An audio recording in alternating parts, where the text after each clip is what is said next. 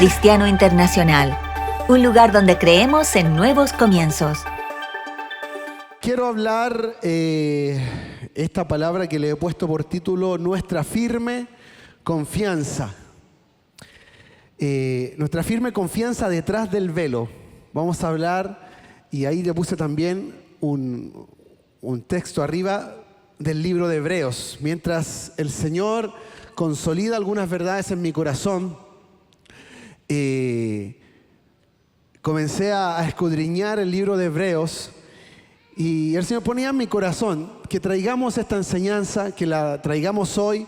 Vamos a hacer a mí me ha tocado por años servir también en el discipulado, entonces tengo alguna forma a veces de enseñar y vamos a leer la palabra. A ver, ¿cuántos trajeron su palabra o su celular o su Biblia?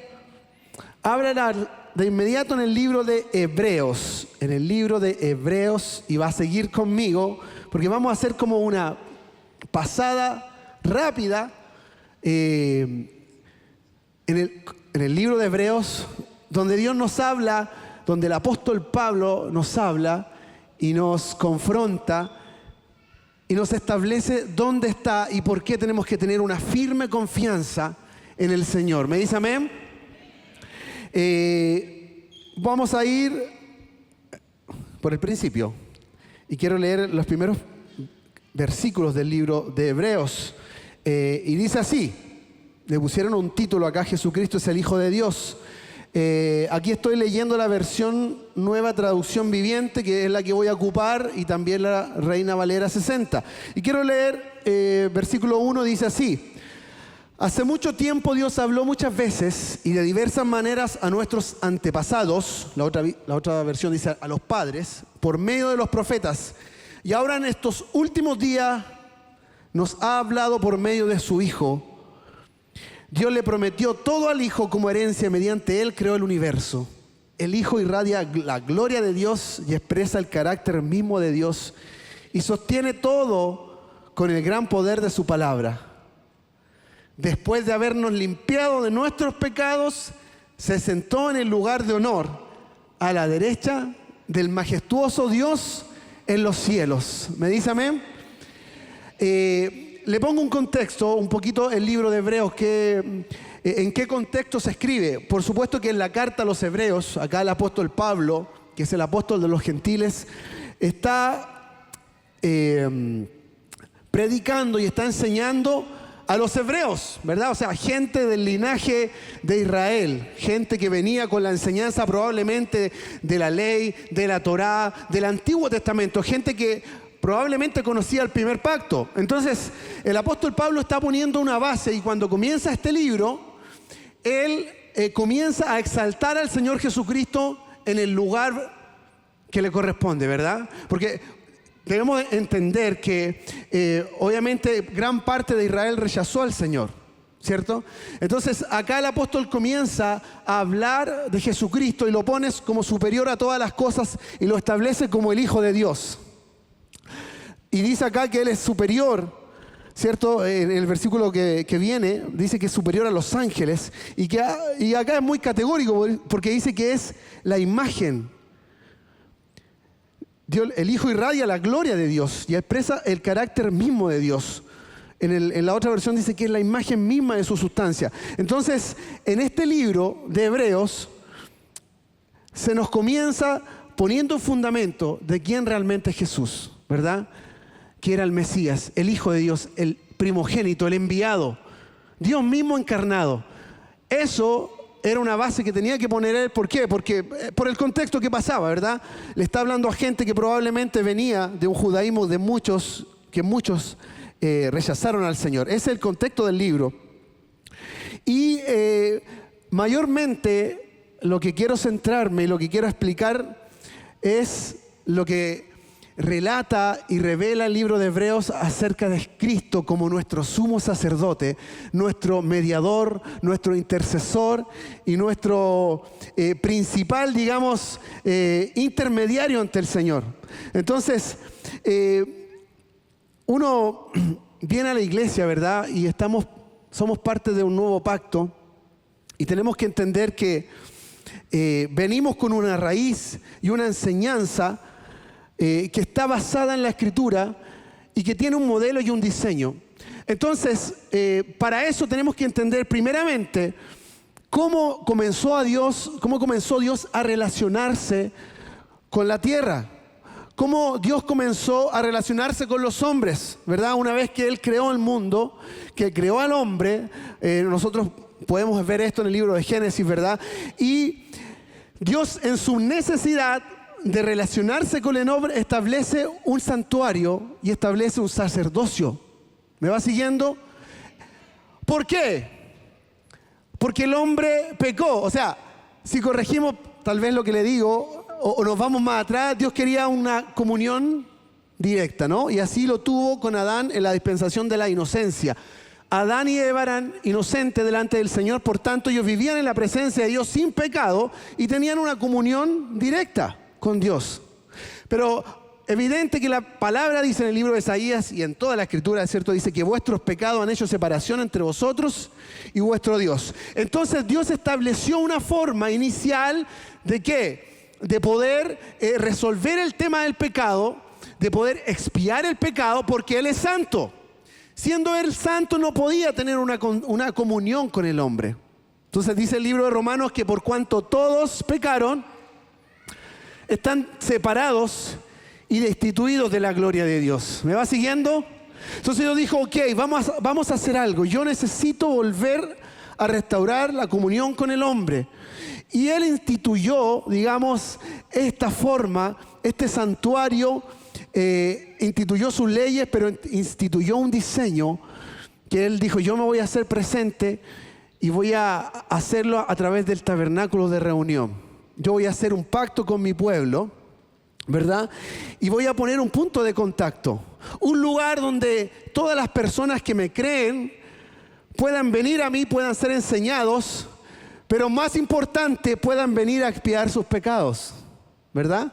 Entonces ahí nace esta ordenación. Dios ordena a la tribu de Leví, ordena un sacerdocio, les da instrucciones específicas y pone del linaje de Aarón a un sumo sacerdote. Este sumo sacerdote iba a ser el representante máximo, el que iba a ser capaz de ofrecer una ofrenda por el pueblo, la más importante una vez al año en el día de la expiación, donde todos los pecados de aquellos que traían sus culpas, de aquellos que temían a Dios pero le fallaban a Dios, ¿verdad?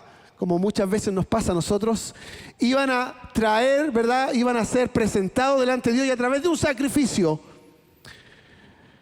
que consistía en animales, nosotros lo hemos sabido, lo hemos escuchado, hemos aprendido de esto, ellos lograban tener el perdón de sus pecados. El pecado no podía quitarse del corazón y ahí hay un tema largo, pero sí este diseño a ellos les proporcionaba, ¿cierto?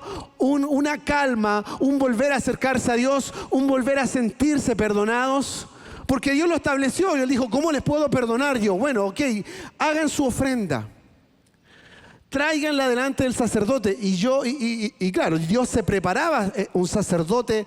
Eran de la tribu de Leví, tenían que tener puros varones sobre 30 años. Y de la tribu de Leví, solamente del linaje de Aarón, era que el sumo sacerdote podía presentarse. Era un sumo sacerdote en cada descendencia, en cada generación. Dios se reservaba un sumo sacerdote para hacer expiación.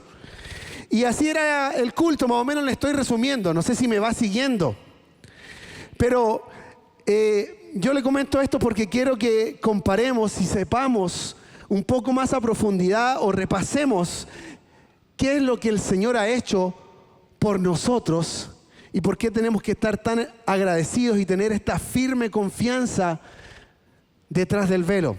Entonces quiero leerle, avanzar por el libro de Hebreos. Hebreos 5, versículo 1.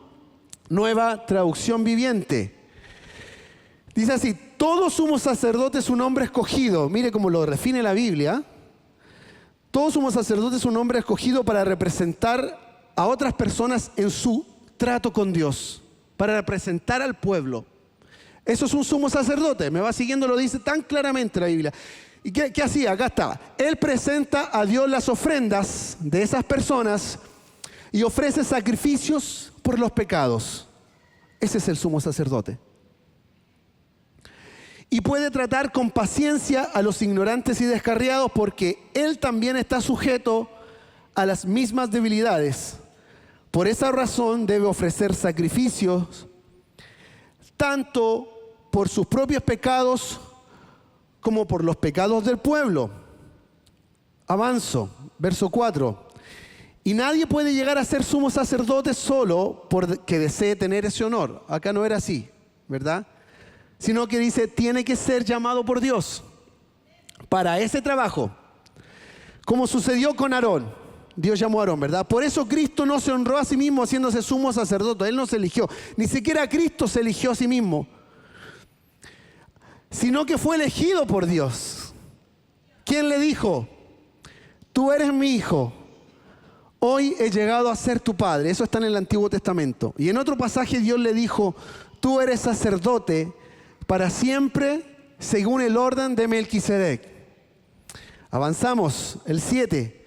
Mientras estuvo aquí en la tierra, Jesús ofreció oraciones y súplicas con gran clamor y lágrimas al que podía rescatarlo de la muerte.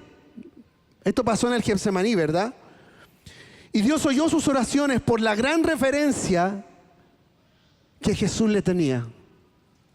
Y aunque era hijo de Dios, aquí está hablando de Cristo, aunque era hijo de Dios, Jesús aprendió obediencia por las cosas que sufrió. La otra versión dice, aprendió obediencia por el padecimiento que tuvo, aprendió obediencia. Mire, está hablando del proceso que tuvo que pasar Jesús para llegar a ser sumo sacerdote.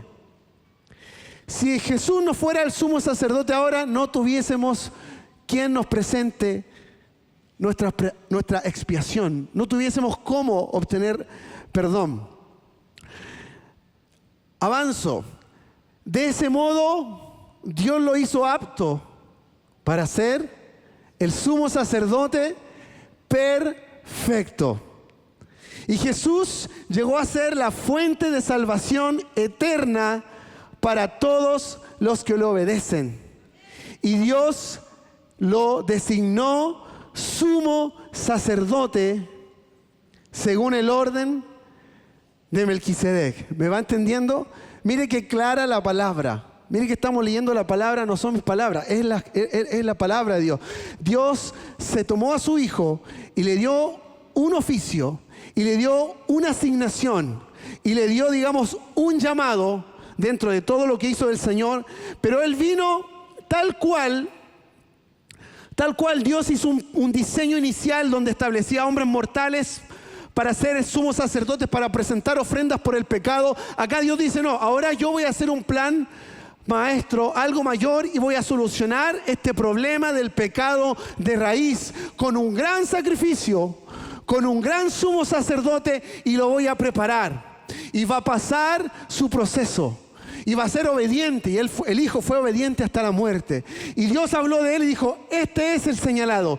Este será el sumo sacerdote de este nuevo pacto que es nuestro Señor Jesús. ¿Cuántos dicen amén? ¿Y por qué no aplaude fuerte al Señor?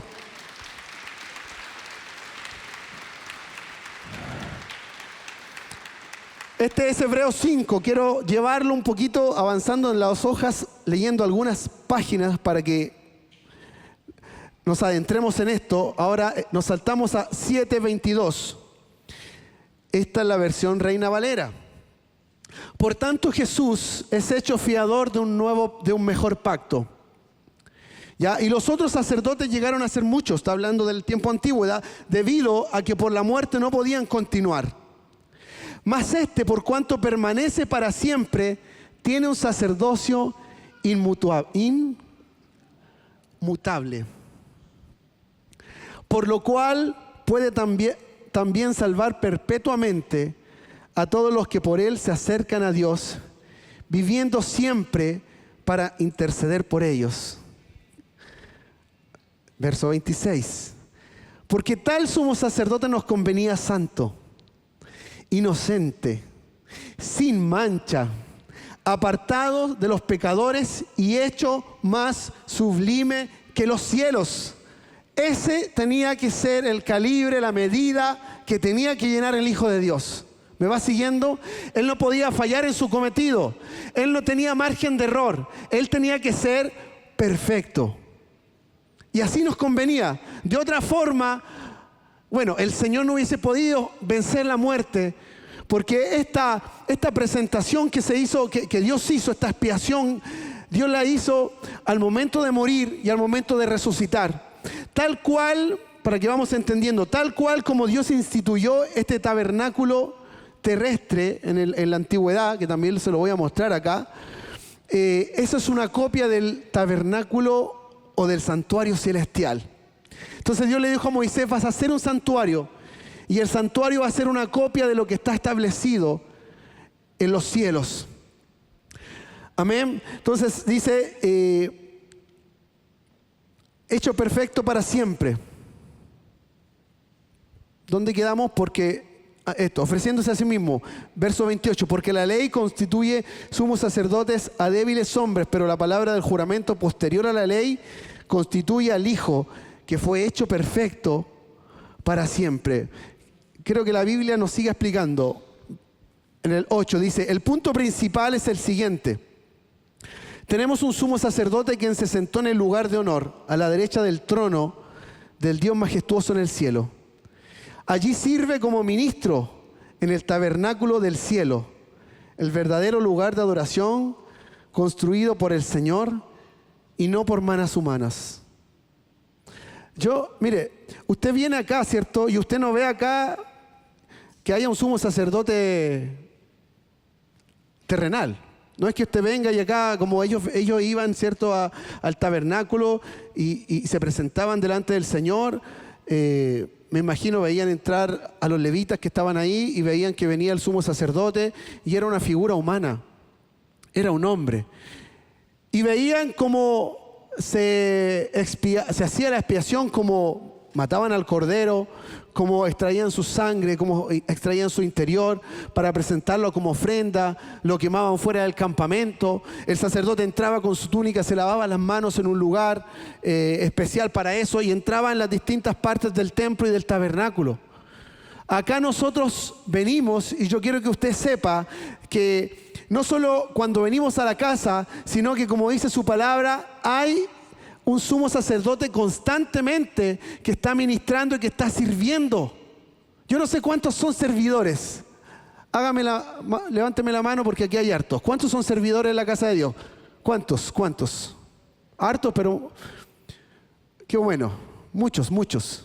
Otros han servido en otra casa. Pero usted y yo presentamos nuestro servicio, pero no sé si usted tiene conciencia que el Señor está presentando su servicio por nosotros constantemente y que está oficiando constantemente para suministrarnos paz, para suministrarnos perdón, para poder reconciliarnos con Él, para poder vivir una vida plena, para poder vivir una vida libre de pecado, saber que el Hijo mismo está en el lugar de preeminencia y está ahí. Mire, si acá lo dice, verso 2, ahí sirve como ministro en el tabernáculo. ¿Usted cree usted cree o no que el Señor murió y resucitó y se terminó su pega? Ok, hizo la obra mayor, murió, resucitó, sufrió los clavos, sufrió la cruz. Qué bendita la pasión del Señor, como fue humillado, brotó sangre y agua, fue machacado, sus barbas las cortaron. Sabemos cómo fue el martirio de la cruz. Sabemos lo que pasó después, que resucitó.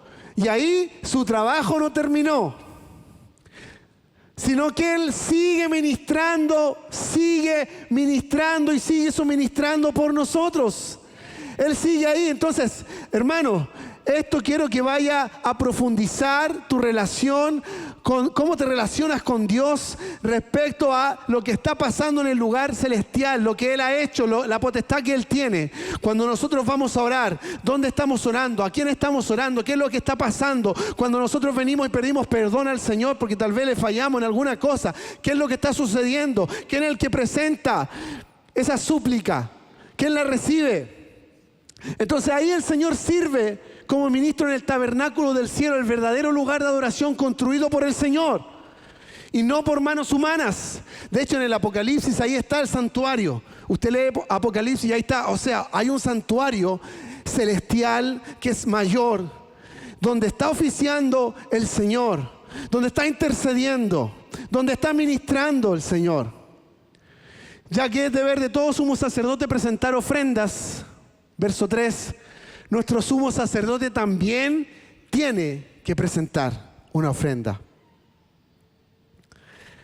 Verso 6, pero ahora a Jesús, nuestro sumo sacerdote, se le ha dado un ministerio que es muy superior al sacerdocio antiguo, porque Él es mediador a nuestro favor de un mejor pacto con Dios basado en promesas mejores. ¿Me dice amén?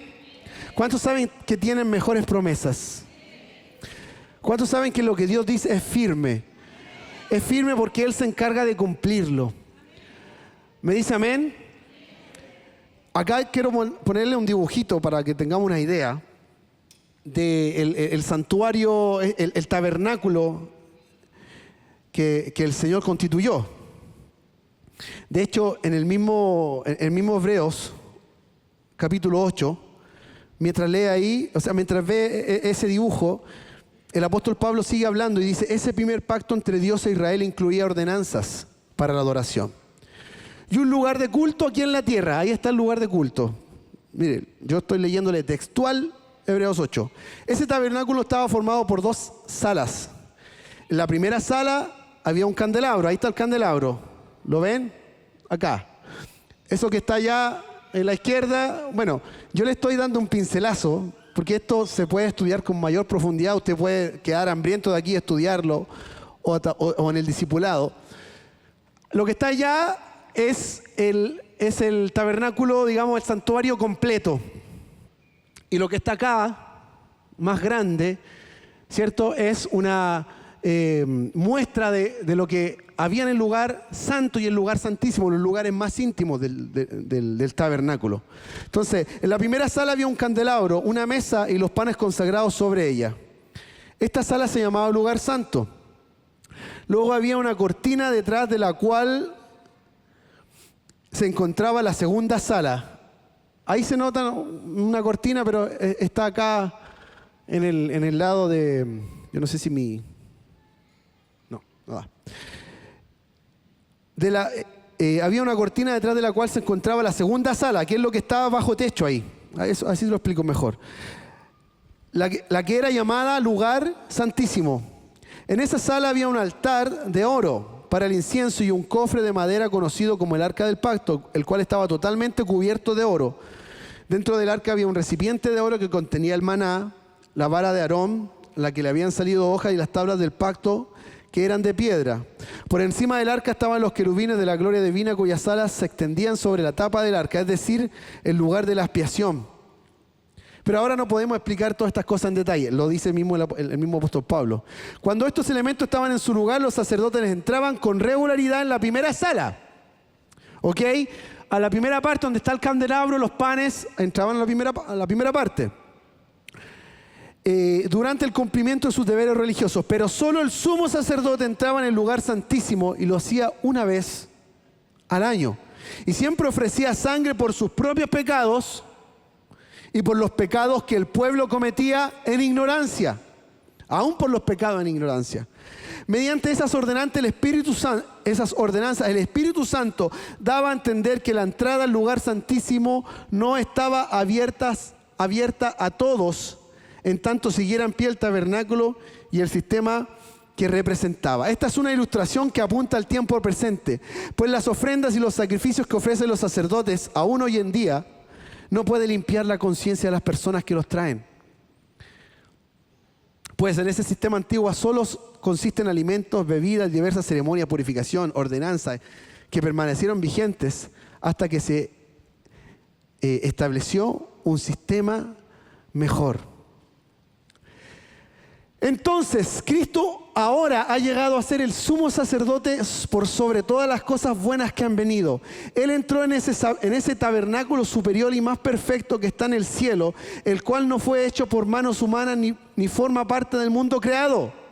Con su propia sangre no con la sangre de cabras ni de becerros, entró en el lugar santísimo una sola vez y para siempre, y aseguró nuestra redención eterna. ¿Cuántos dicen amén? Bajo el sistema antiguo, la sangre de cabras y toros y las cenizas de una novilla podían limpiar el cuerpo de las personas que estaban ceremonialmente impuras. Imagínense cuánto más la sangre de Cristo nos purificará la conciencia de acciones pecaminosas para que adoremos al Dios viviente. Pues por el poder del Espíritu eterno, Cristo se ofreció a sí mismo a Dios como sacrificio perfecto por nuestros pecados. Esto es potentísimo. Aquí está hablando, ¿cierto?, que Dios hizo el sacrificio, pero como sumo sacerdote, pero además Él mismo ofició como cordero y como ofrenda. Él dijo, yo me ofrezco, yo seré el sumo sacerdote, seré perfecto, es el único digno de abrir los sellos. Por eso dice que Él es tan digno, porque Él tenía que vivir perfecto. Esto no era una casualidad, no es que Dios, no es que Cristo fuera un hombre bueno, no es que Cristo, no sé, tenía que dejar un buen testimonio cuando vino. Esto era porque Él tenía que calificar para esta labor. Él tenía que cumplir los requisitos. ¿Me dice amén? Si Él fallaba, este sacrificio, este diseño no se podía llevar a cabo. Si Él se descuidaba, esto no habría funcionado. Entonces Dios lo eligió y Él supo cumplir a cabalidad su función. Él fue preparado para esto. ¿Me va siguiendo? Él fue preparado y fue instruido y fue obediente hasta la muerte. Cada cosa que Él hacía estaba planificada. Cada cosa que Él vino a hacer estaba diseñada, estaba planificado.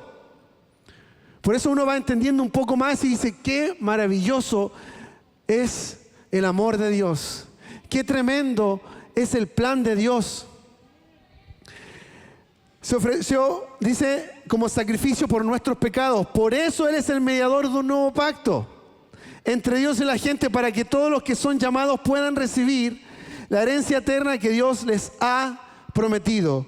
Pues Cristo murió para librarlos del castigo por los pecados que habían cometido bajo el primer pacto. Voy terminando. Por eso, aún en el primer pacto, terminando de leer esta parte por si acaso. Por eso, aún en el primer pacto fue puesto en vigencia con la sangre de un animal, ¿verdad?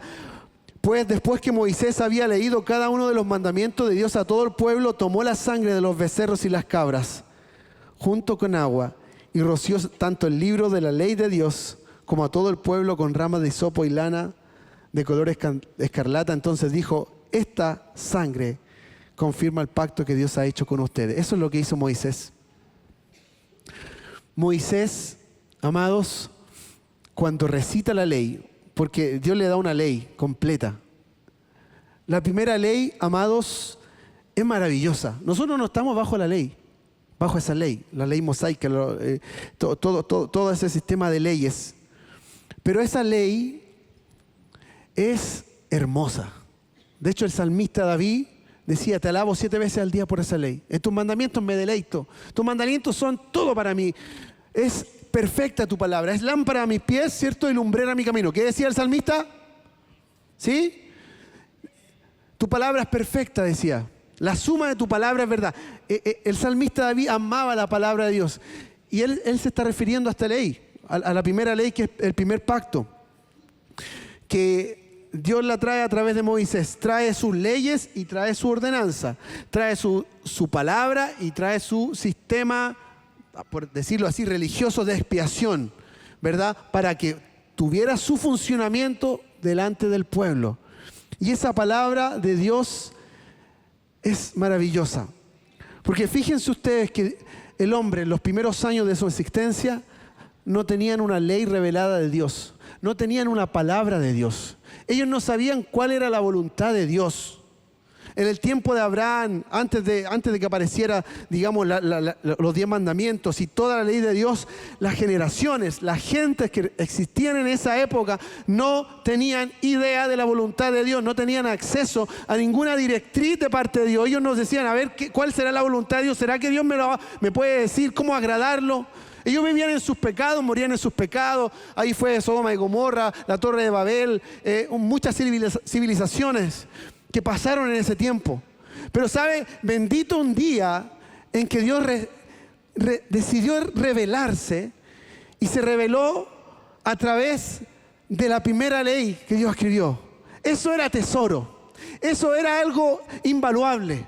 Cuando la gente lo recibió en el monte Sinaí, hermano, estallaba.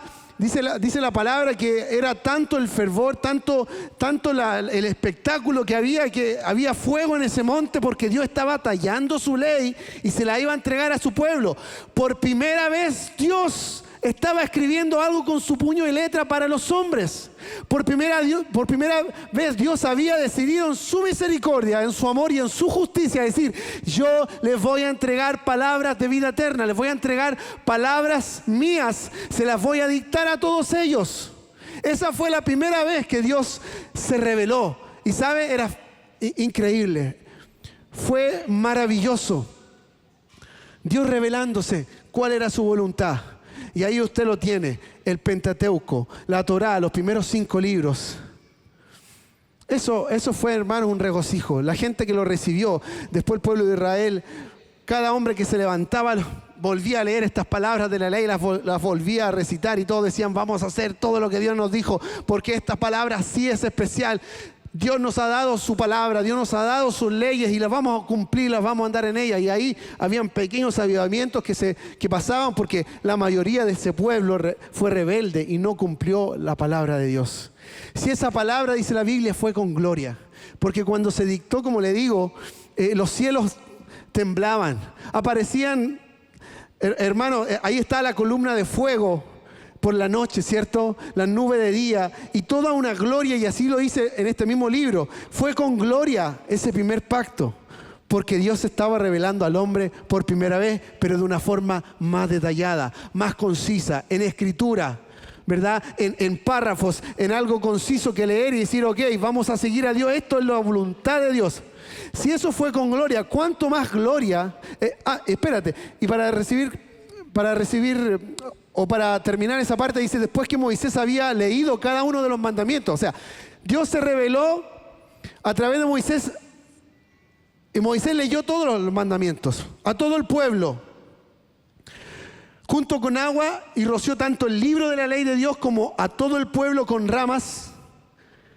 Y termina el verso 20, entonces dijo: esta sangre confirma el pacto que Dios ha hecho con ustedes. Presenta un sacrificio con sangre para confirmar el pacto. Pues bien, el que trajo el nuevo pacto es Cristo mismo. El que trajo ahora una nueva ley es Jesucristo mismo. Dios ahora decide mandar a su propio Hijo. Y su propio Hijo es tan integral la obra que hizo, que a pesar de que no solo comprende una obra ceremonial, donde Él presentarse, donde Él ser sumo sacerdote, y más o menos lo que le estoy comentando, que ojalá encienda en su corazón una llama de poder interiorizarse en esto. Pero no solo eso, sino que Él viene a traer este nuevo pacto, y también lo viene, tal como Moisés lo hizo, lo viene a recitar. Y durante 3 años, ¿verdad?, en los evangelios, Él primero se paró en el Sermón del Monte y Él dijo: aquí voy a comenzar a traerles mi nuevo pacto que fue prometido en el antiguo pacto, valga la redundancia, por los profetas. Pondré mi ley en su corazón, les daré mis mandamientos, haré nuevo pacto con ellos, y yo estaré en ellos, y yo les ayudaré, y todos conocerán la palabra, ¿verdad? Y Dios iba a hacer esto tan hermoso que es el nuevo nacimiento. Entonces Él se para en el Sermón del Monte, Mateo 5, y empieza a decir: esta es mi ley, este es el nuevo pacto, y voy a comenzar a recitarlo. Bienaventurados los que lloran, porque ellos recibirán consolación. Bienaventurados los mansos, aleluya, porque de ellos es el reino de los cielos. Bienaventurados los pobres, Bienaventurados, ¿cierto? Los que sufren persecución por causa de la justicia. Y bienaventurados, y comienza a recitar su nuevo convenio. Y oíste que fue dicho: no matarás, mas yo digo que aquel que se enoja con su hermano es culpable de homicidio.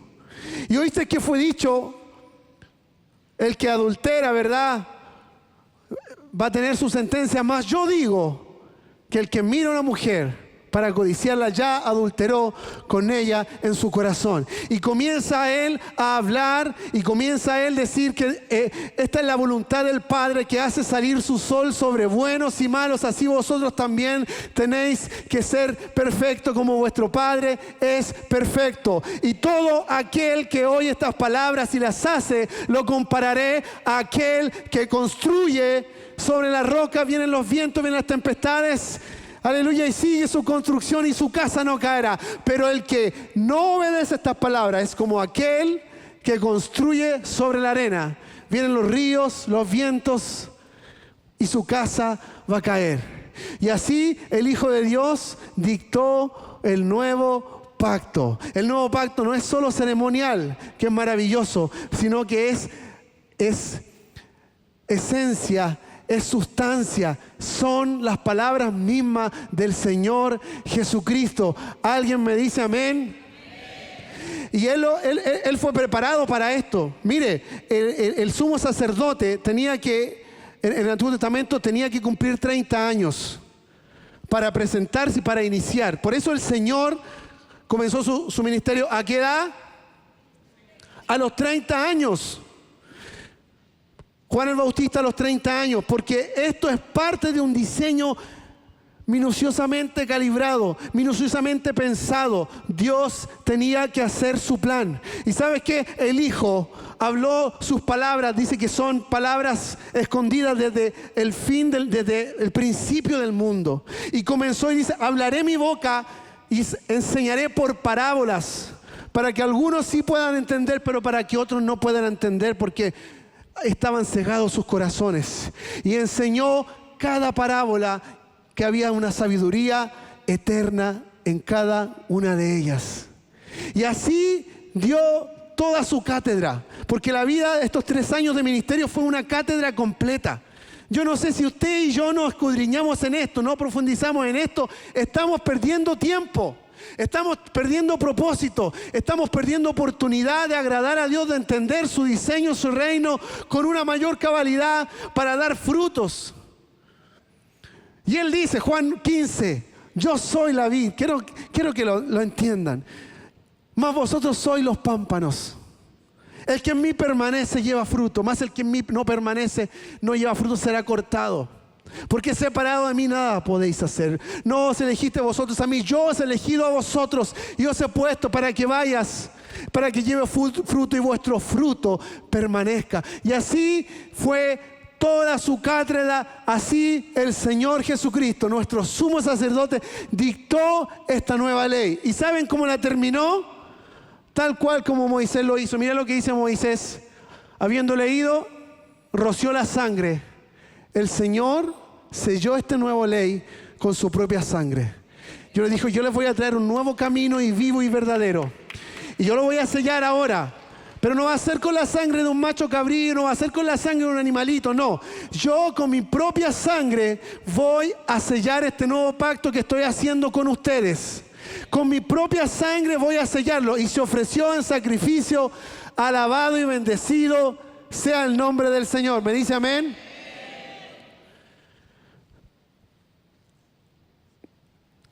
Pues Cristo no entró en un lugar santo hecho por manos humanas, que era solo una copia del verdadero que está en el cielo. Él entró en el cielo mismo para presentarse ahora delante de Dios a favor de nosotros. Y no entró en el cielo para ofrecerse a sí mismo una y otra vez, como lo hace el sumo sacerdote aquí en la tierra, que entra en el lugar santísimo año tras año tras año con la sangre de un animal. Si eso hubiera sido necesario, Cristo tendría que haber sufrido la muerte una y otra vez, ¿verdad? Desde el principio del mundo. Pero ahora, en el fin de los tiempos, Cristo se presentó ¿cuántas veces? Una sola vez y para siempre para quitar el pecado mediante su propia muerte en sacrificio. ¿Me dice amén? Pero Cristo, habiendo ofrecido una vez y para siempre un solo sacrificio, se ha sentado a la diestra de Dios. Verso 13. De ahí en adelante esperando que sus enemigos sean puestos por estrado de sus pies. Porque con una sola ofrenda hizo perfectos para siempre a los santificados. Usted y yo, hermano, tenemos perfección en cuanto a expiación. Porque no queremos pecar. Pero si hemos pecado, ahí está la sangre de Cristo, fiel y verdadera. Ahí está la sangre de Cristo que te vuelve a lavar. Ahí está la sangre de Cristo que te vuelve a limpiar.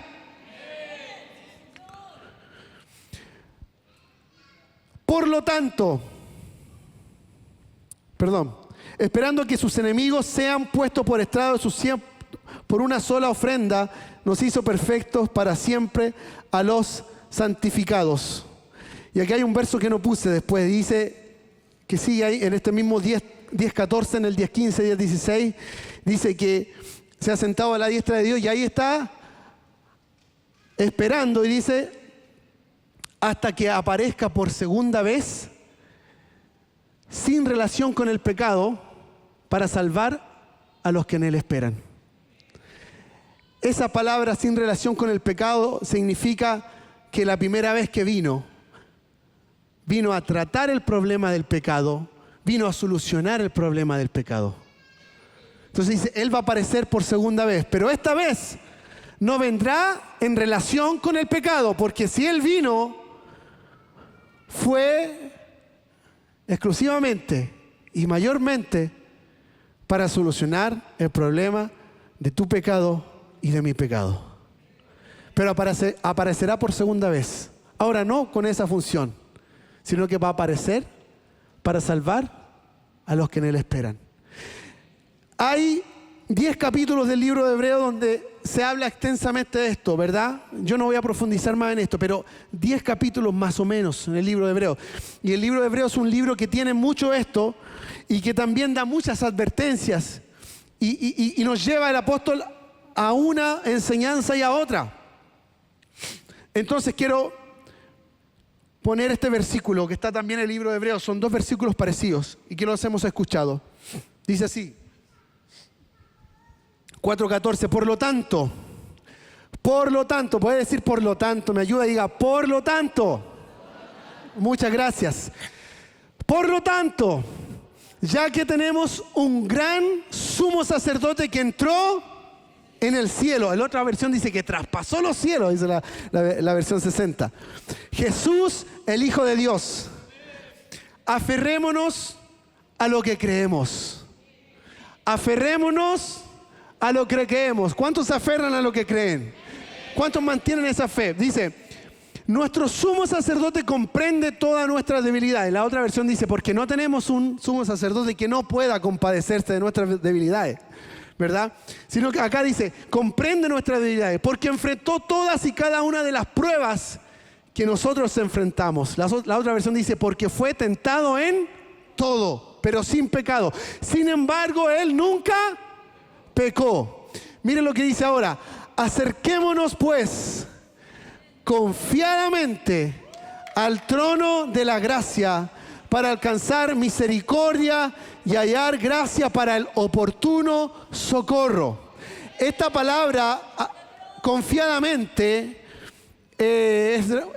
la palabra original es la palabra parresía, que significa confianza claramente, abiertamente, libre de expresión. Usted va a entrar, el apóstol Pablo está diciendo, por tanto, tenemos este gran sumo sacerdote, usted se puede acercar totalmente confiado. La versión King James, aquí hay una palabrita, lo puse porque la versión en inglés, la más conocida, dice boldly, que significa, en inglés significa valientemente, significa osadamente, significa con valentía. Está diciendo, tenemos un sumo sacerdote tan grande, es tan grande la obra que hizo este sumo sacerdote, que usted puede venir con osadía, que usted puede venir valientemente, puede venir con total confianza y acercarse al trono de su gracia, porque usted tiene acceso directo a su presencia, porque Él lo ganó, porque Él lo hizo posible. Y así lo dice, acérquese con total libertad. ¿Cómo llega un hijo a la recámara de un padre? ¿Cuál es la confianza que tiene? ¿Cuál es la confianza que tiene? Entonces, aquí nos está diciendo algo. Quiero que entendamos que nosotros tenemos acceso directo. ¿Y sabe para qué? Por ejemplo, una de las cosas dice acá, acerquémonos pues confiadamente. ¿Dónde? ¿Cuál es el trono? ¿Dónde está el trono? ¿Dónde está el trono? En los cielos. Acerquémonos al trono de la gracia para alcanzar misericordia y hallar gracia para el oportuno socorro. Y yo por ahí lo he dicho ministrando en alabanza, he dicho que el salmista David en el antiguo pacto, pero él vivía como una especie de gracia también de un nuevo pacto. Pero él decía, alzaré mis ojos hacia los montes. ¿Qué decía? ¿De dónde? ¿De dónde vendrá mi socorro? Mi socorro viene de Jehová. Hermoso el salmo. Esperar. Dice, pacientemente esperé al Señor. Salmo 40, 41. Paciente lo esperó y se inclinó. Él vino. Salmo 18, el Señor vino, descendió, cabalgó, dice el salmista. Y acá dice, y el otro salmo dice, de Jehová, dice, ¿de dónde vendrá mi socorro? Mi socorro viene de Jehová. Él estaba en el antiguo pacto. ¿Qué es lo que usted y yo podemos esperar y hacer? Porque este pacto tiene mejores promesas. ¿Tiene mejores promesas? ¿Sí o no? ¿Qué es lo que podemos hacer nosotros? Entrar confiadamente, con total libertad, a nuestro socorro. Usted y yo no necesariamente vamos a esperar que el socorro venga, porque ese es el antiguo pacto. Yo ahora, a través de nuestro nuevo sumo sacerdote, el Señor Jesucristo, yo tengo acceso completamente y me puedo presentar en su trono y ahí mismo está el socorro. ¿Alguien me sigue? ¿Dónde es que usted va a orar cuando ore al Señor? ¿Dónde es que usted va a orar cuando esté en tribulación? ¿Dónde es que usted se va a presentar? Usted tiene la facultad y cuando ore, usted ore de forma diferente. Usted va a decir, tengo a Jesucristo, mi sumo sacerdote. Y Él me ha dicho que me acerque confiadamente, que suba, dice ahí, sube al trono de su gracia. Yo y usted tenemos la capacidad de orar y cuando oramos nos transportamos al trono de su gracia, sabiendo que ahí está el mismo Rey de Reyes y Señor de Señores, y Él va a extender su cetro de misericordia y va a alcanzar el socorro.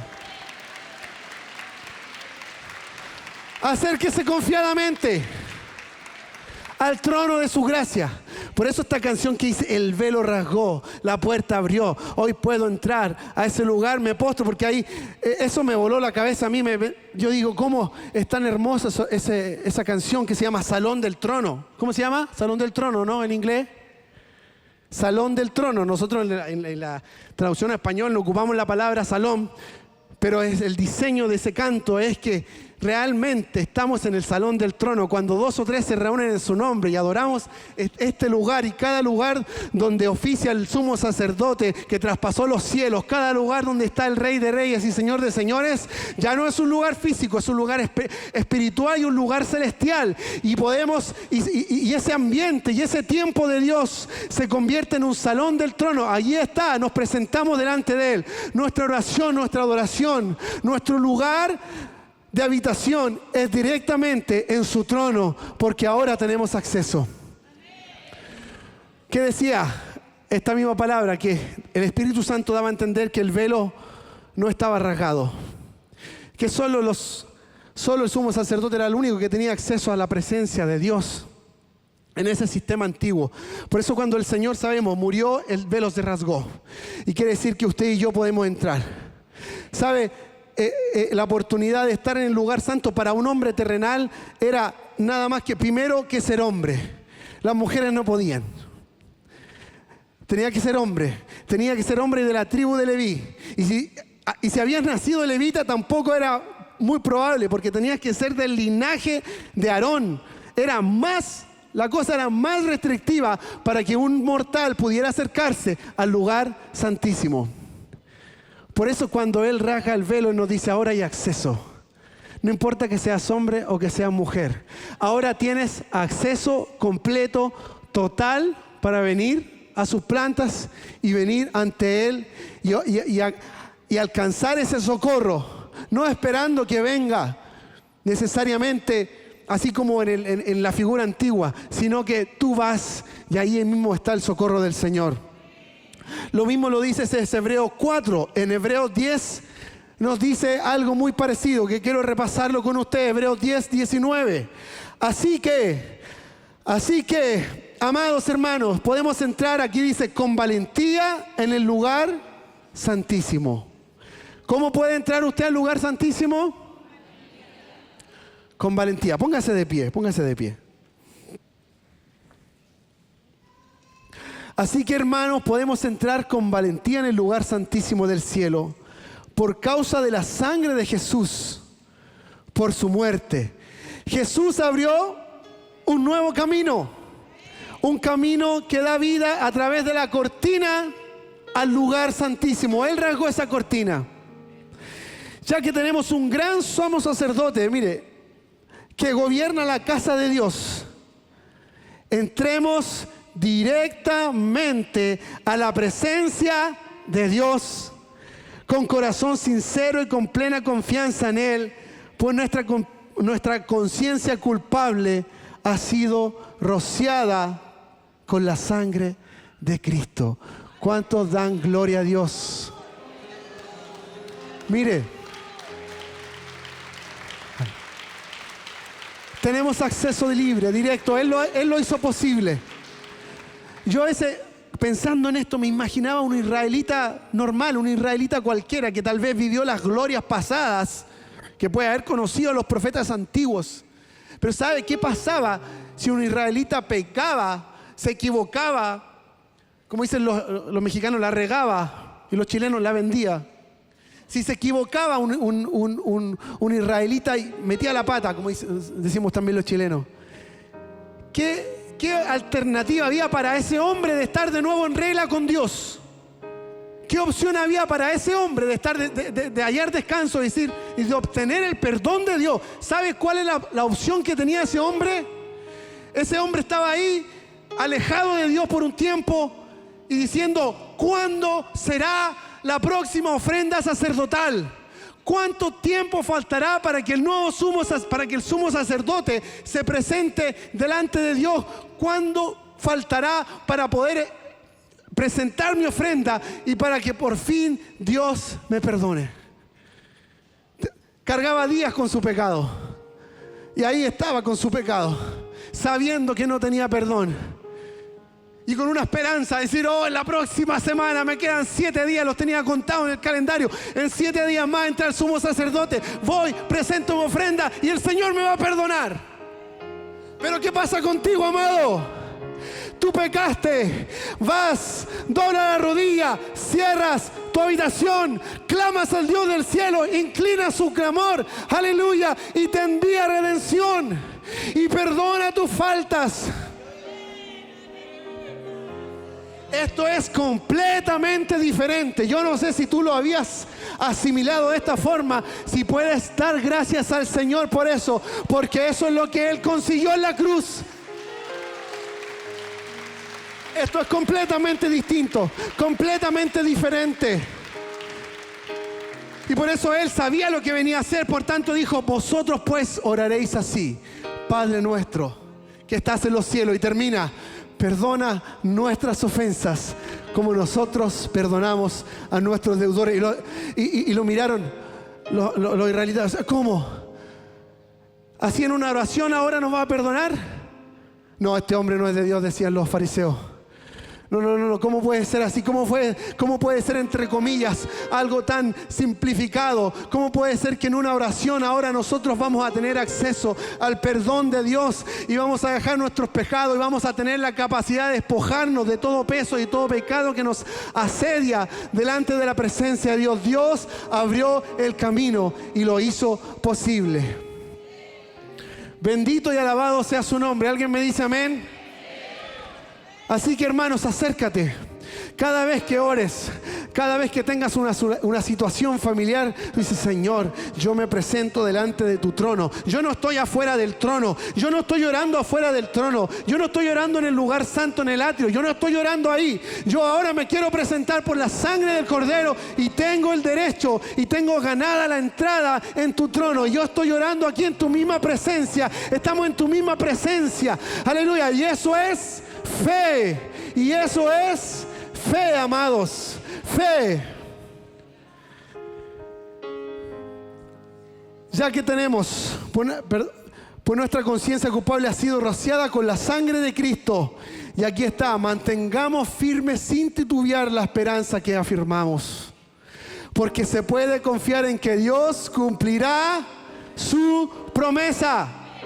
Y considerémonos unos a otros para estimularnos al amor y a las buenas obras, no dejando de congregarnos como algunos tienen por costumbre, sino exhortándonos tanto y más cuando veáis que aquel día se acerca.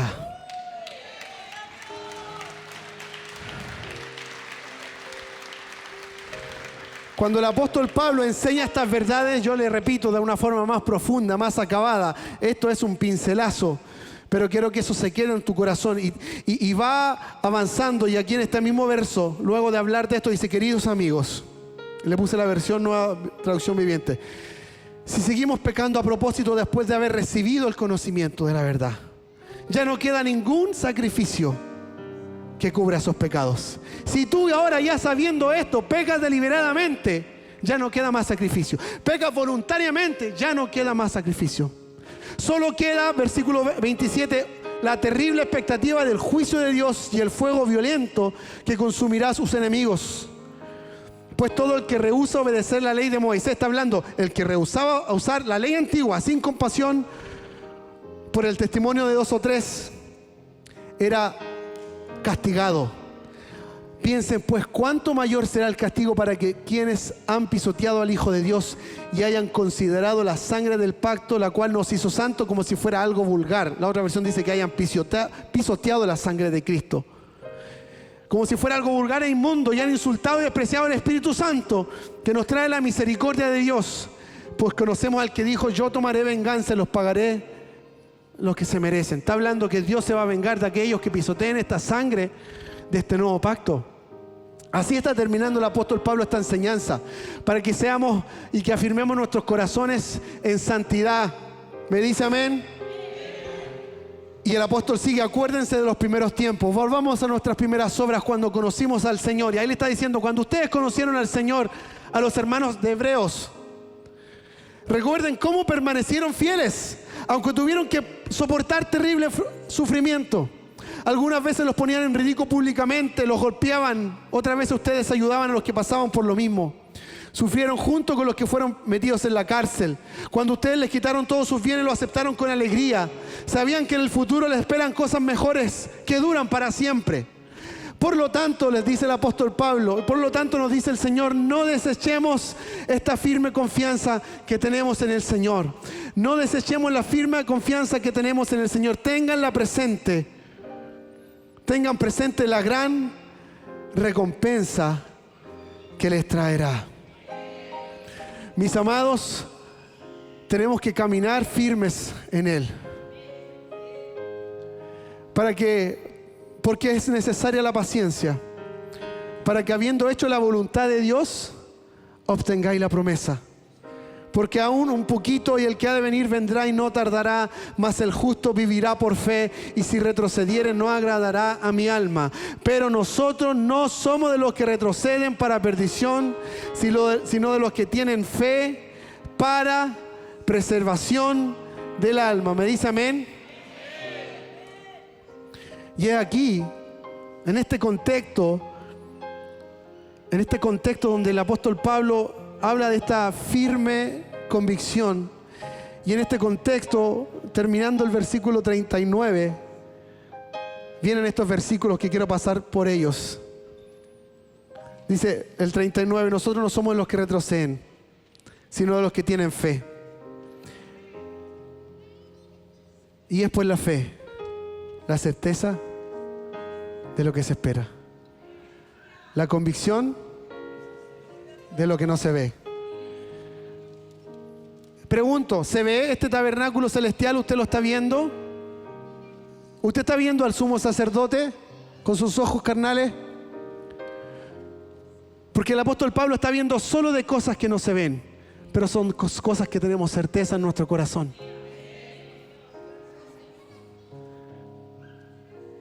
Ahí es cuando habla de la fe. Cuando habla del tabernáculo, de la expiación, del perdón de pecados, de la sangre de Cristo. Y ahí está diciendo, es pues la fe, la certeza de lo que se espera, la convicción de lo que no se ve. Yo no veo a este sumo sacerdote, no veo esta expiación, no veo el lugar santísimo, no veo el trono, pero tengo certeza, porque tengo fe. ¿Cuántos tienen fe? ¿Cuántos saben que Él está ahí?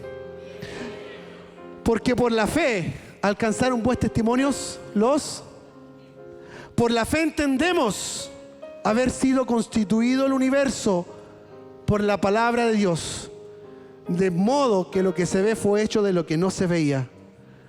Por esta misma fe Abel ofreció a Dios más excelente sacrificio que Caín, por lo cual alcanzó testimonio de que era justo, dando testimonio de sus ofrendas, y muerto aún habla por ella.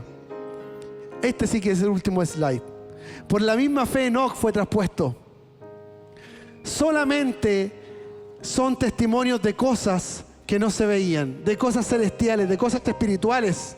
Verso 6, pero sin fe es imposible agradar a Dios, porque es necesario que el que se acerca a Dios crea que le hay y que es galardonador de los que le buscan. Por la fe Noé, cuando fue advertido por Dios acerca de cosas que aún no se veían, con temor preparó el arca en que su casa se salvase, y por esa fe condenó al mundo y fue hecho heredero de la justicia que viene por la fe. Oremos al Señor. Padre, te damos gracias por tu maravillosa obra. Padre, te damos gracias por tu maravillosa palabra, Señor. Te damos gracias por tu gran, Señor, amor que has tenido para con nosotros. Te damos gracias, Señor, porque nos compartes tu revelación. Gracias por haber entrado al santuario celestial, hecho no mano de hombre, sino que hecho con mano celestial, y haber presentado la ofrenda mayor por la expiación de nuestros pecados. Por haberlo hecho una vez y para siempre, nos has hecho perfectos. De una sola ofrenda nos has santificado para siempre. Y hoy tenemos acceso totalmente libre y podemos acercarnos con plena confianza al trono de tu gracia para alcanzar misericordia y el oportuno socorro. No hay barreras que nos impidan acercarnos a ti. No hay barreras que nos impidan acercarnos a tu presencia y a su trono. Tenemos nuestra entrada libre. Has restaurado la comunión con el hombre. Cuando Adán y Eva pecaron, Señor, fueron sacados del jardín, pero tú prometiste un Salvador, pero tú prometiste un Redentor. Tú prometiste: yo voy a solucionar esto, les voy a enviar a mi Hijo y Él va a restaurar esta comunión del hombre conmigo. Aún en el Antiguo Testamento, el profeta Isaías decía: venid pues, dice Jehová, y estemos a cuentas. Venid luego, dice Jehová, y estemos a cuentas. Si vuestros pecados fueren como la grana, como la nieve, serán emblanquecidos. Y si fueren rojos como el carmesí, vendrán a ser como blanca lana. Pero él estaba pidiendo: vengan luego. Aún en un antiguo pacto imperfecto, Dios estaba diciendo: vengan luego. Si hay algún pecado que fuese tan negro, si hay algún pecado que fuese tan rojo, no hay problema. Yo estoy dispuesto a hacerlo más blanco que la nieve, más blanco.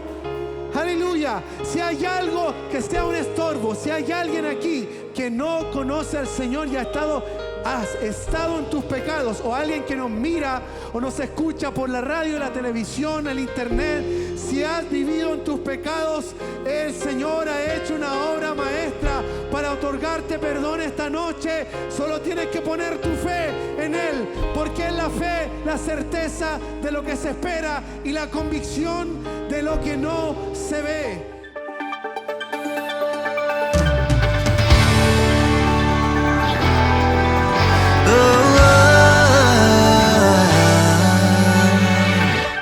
Vienen nuevos tiempos en donde tu luz guiará nuestro andar.